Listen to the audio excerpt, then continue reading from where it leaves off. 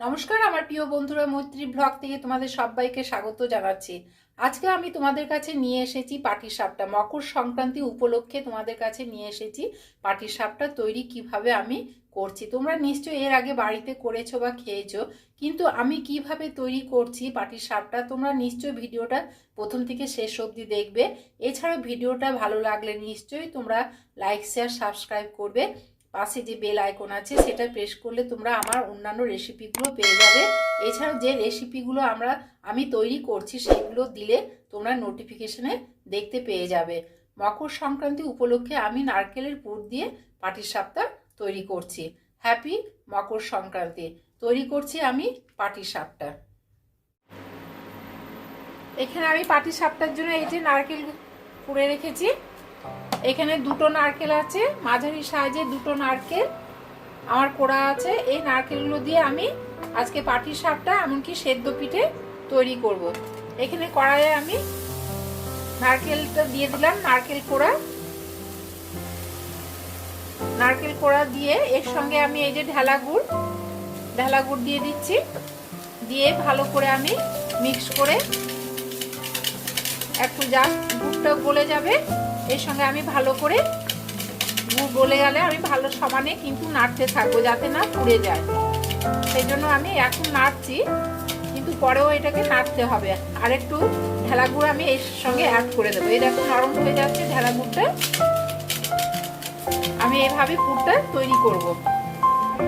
দেখো অনেকটা নারকেলের পুরটা হয়ে এসেছে। এর সঙ্গে আমি আর একটু গুড় কিন্তু অ্যাড করেছি, যেটা দেখিয়েছিলাম। তারপরেও কিন্তু আমি অল্প করে গুড় নিয়েছি। এই যে এর সঙ্গে এরপরে আমি এখানে দুটো ছোট এলাচ থেতো করে নিয়েছি, হামালদিস্তাতে থেতো করে নিয়ে দুটো এলাচ দিয়ে দিলাম। বেশ গন্ধটা আসবে, এলাচের গন্ধ। এরপরে এটা আমার কমপ্লিট হয়ে গেছে। দেখো বেশ হয়ে গেছে এটা, কারণ আর বেশি করতে গেলে পুড়ে যাওয়ার ভয় থাকবে। আমার কমপ্লিট হয়ে গেছে নারকেলের পুর। এরপর আমি একটা পাটিসাপটার জন্য ব্যাটার তৈরি করে নিচ্ছি। এখানে 1 কাপ চালের গুঁড়ো আছে, আর এই 1 কাপ চালের গুঁড়োর অর্ধেক নিচ্ছি ময়দা, আর এই বড় কাপের অর্ধেক নিচ্ছি সুজি দিয়ে একটা আমি ব্যাটার তৈরি করব। আর এর সঙ্গে অল্প করে আমি অল্প করে মিষ্টি, যেহেতু সব মিষ্টি জাতীয় জিনিসের সঙ্গে একটু নুন মিশিয়ে দিলে ভালো লাগে টেস্ট, তা আমি অল্প 1 চিমটে নুন দিয়ে দিলাম। ভালো করে মিশ্রণটা করে নিচ্ছি। মিশিয়ে এর সঙ্গে আমি এখানে লিকুইড এখানে আছে খেজুর গুড়, লিকুইড খেজুর গুড় মিশিয়ে দিলাম। দিয়ে এর সঙ্গে আবার আমি দুধ আছে 1 কাপ দুধ, এই দুধ অল্প করে আস্তে আস্তে দেব। পুরো দুধটা দিচ্ছি না, পুরো দুধটা দিলে এই যে এখানে এমনি করে আস্তে আস্তে মাখিয়ে নিতে হবে।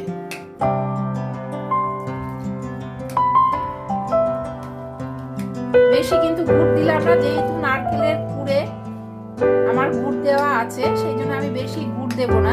এখানে অল্প গুড় দিয়ে আমি ব্যাটারটা তৈরি করছি। দুধ দিয়ে দিলাম, দিয়ে না আবার অল্প করে দুধ বা জল দিয়ে আবার পাতলা করে নিচ্ছি। দেখো কি সুন্দর ব্যাটারটা মাখা হয়েছে। ব্যাটার খুব এই ধরনের পাতলা পাতলা হবে। এর সঙ্গে আমি অল্প একটু রিফাইন্ড অয়েল দিয়ে দিচ্ছি।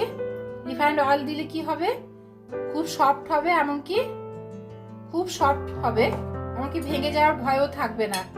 অনেক সময় কি হয়, ভেঙে যায়, কিন্তু আমার এই যে তেলটা দিলাম বা এমনিতেও ভাঙে না। তোমরা নিশ্চয়ই করেছো, আমিও আগে করেছি, কিন্তু এমনি ভাঙে না।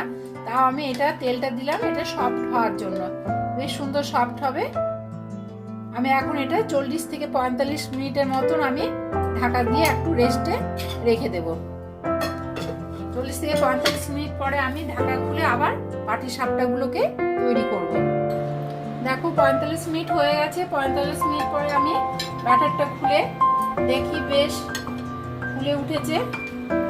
যে সুজিটা দিয়েছিলাম সুজির জন্য একটু বেশ ফুলে উঠেছে, এমনকি ব্যাটারটাও তৈরিটাও ঠিক হয়েছে। এরপরে আমি একটা একটা করে তৈরি করে নেব। এই জন্য আমি এই যে লোহার চাটু বসিয়ে দিয়েছি। আমি আমার শাশুড়ি মা বা আমার মাকেও আমি দেখেছি এই যে পাটিসাপটা করতে গেলে মা বা শাশুড়ি মা ওই লোহার চাটু বসিয়ে করতো, তাই আমি এটা দিয়ে আজকে করছি। লোহার চাটু দিয়ে ননস্টিক কড়াই বা অন্য কিছু প্যান বা তাওয়া নিইনি, সেই জন্য আমি এটা দিয়ে করছি। এছাড়া এই যে বেগুনের বোটা আছে, বেগুনের বোটা দিয়ে আমি এই যে তেলটা সর্ষের তেল দিয়ে আমি করব। সর্ষের তেল দিয়ে করলে পাটিসাপটা অনেকটা স্বাদটা বেশ ভালো আসে, তাই আমি সর্ষের তেল দিয়ে এই যে এখানে ভালো করে বেগুনের বোটা দিয়ে ভালো করে তেলটাকে ছড়িয়ে দিচ্ছি। এটাও কিন্তু আমার মা বা শাশুড়ি মায়ের কাছ থেকে আমি দেখে নিয়ে করছি। দিয়ে দিলাম তেল। এরপরে আমি এই যে ব্যাটারটা আস্তে আস্তে করে এক হাতা করে করে দিয়ে ভালো করে ছড়িয়ে দেব। এমনি করে ছড়িয়ে বেশ গোল করে নিচ্ছে।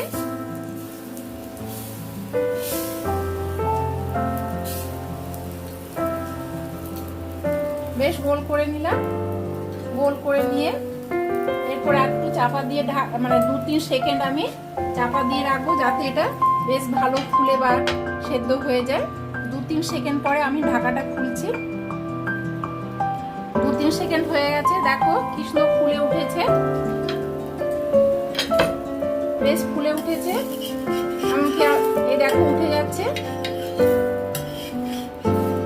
দেখো কি সুন্দর উঠে যাচ্ছে, একটু কিন্তু ভাঙেওনি বা উঠতে। এই দেখো এখানে নারকেলের পুর রাখা আছে, নারকেলের পুর আমি এই লম্বা করে দিয়ে দিচ্ছি। দিয়ে এরপরে আমি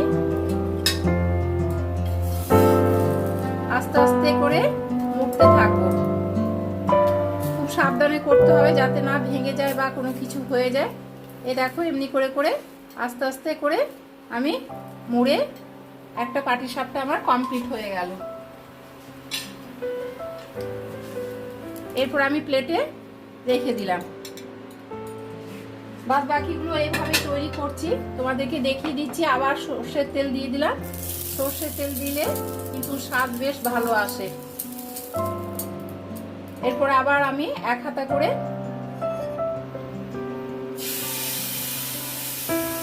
দিয়ে ভালো করে জাস্ট এমনি করে গোল করে নেব।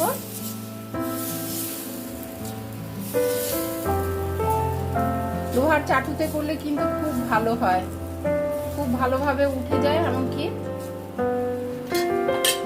বেশ ভালো হয় জিনিসটা।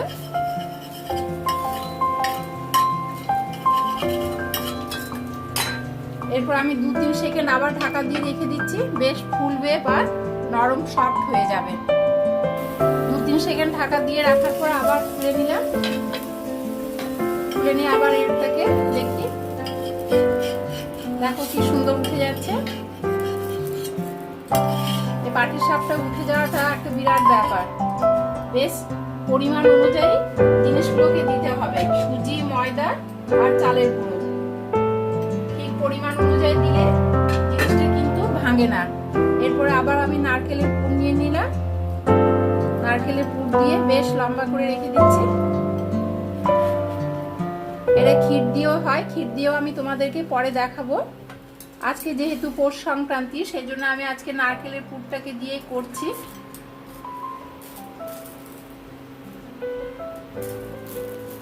দেখো কি সুন্দর হয়ে গেল।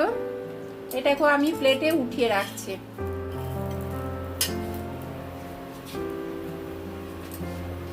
দুখানা হয়ে গেল আমার পাটিসাপটা। দেখো কেমন হচ্ছে জিনিসটা, নিশ্চয়ই তোমরা কমেন্ট বক্সে জানাবে কেমন হয়েছে। এরপর আবার একটা করে দেখাচ্ছি তোমাদের।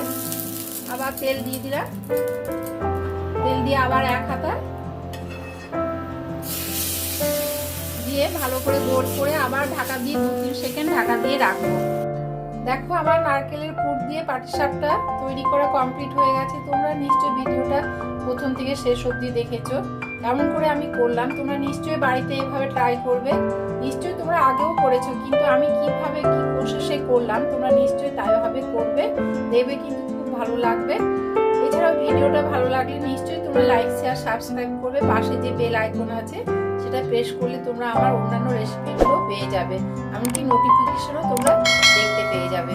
আজকে এই পর্যন্ত, পরের রেসিপি নিয়ে আবার তোমাদের কাছে ফিরে আসবো। তোমরা ভালো থেকো, সুস্থ থেকো। হ্যাপি মকর সংক্রান্তি। বাই।